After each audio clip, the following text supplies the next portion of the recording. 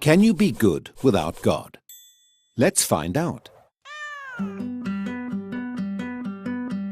Absolutely astounding. There you have it. Undeniable proof that you can be good without believing in God. But wait, the question isn't, can you be good without believing in God? The question is, can you be good without God? See, here's the problem. If there is no God, what basis remains for objective good or bad, right or wrong? If God does not exist, objective moral values do not exist. And here's why. Without some objective reference point, we have no way of saying that something is really up or down. God's nature provides an objective reference point for moral values. It's the standard against which all actions and decisions are measured. But if there's no God, there's no objective reference point.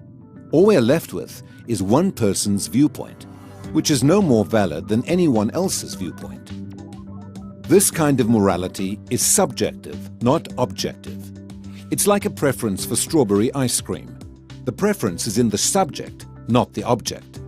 So it doesn't apply to other people. In the same way, subjective morality applies only to the subject. It's not valid or binding for anyone else. So, in a world without God, there can be no evil and no good, nothing but blind, pitiless indifference. God has expressed His moral nature to us as commands. These provide the basis for moral duties.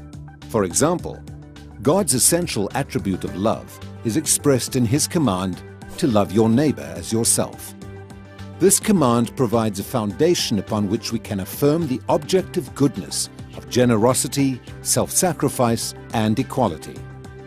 And we can condemn as objectively evil greed, abuse, and discrimination. This raises a problem. Is something good just because God wills it, or does God will something because it is good? The answer is neither one. Rather, God wills something because He is good. God is the standard of moral values, just as a live musical performance is the standard for a high-fidelity recording. Without your love. The more a recording sounds like the original, the better it is.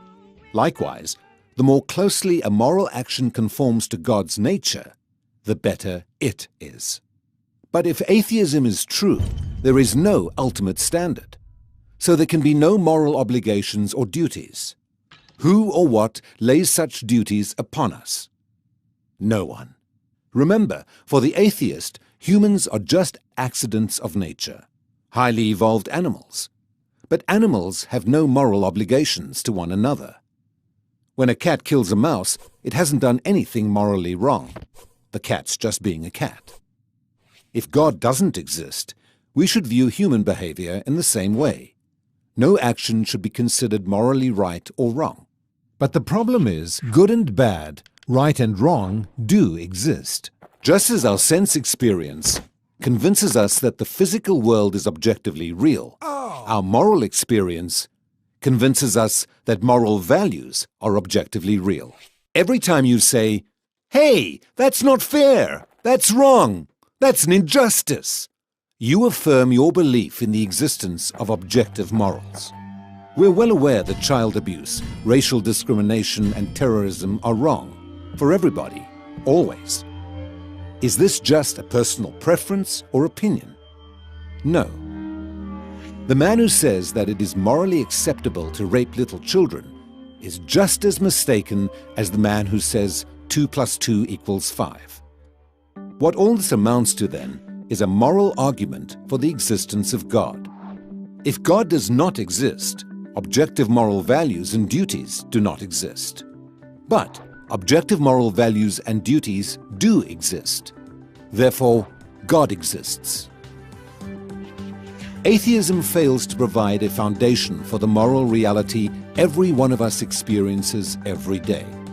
In fact, the existence of objective morality points us directly to the existence of God.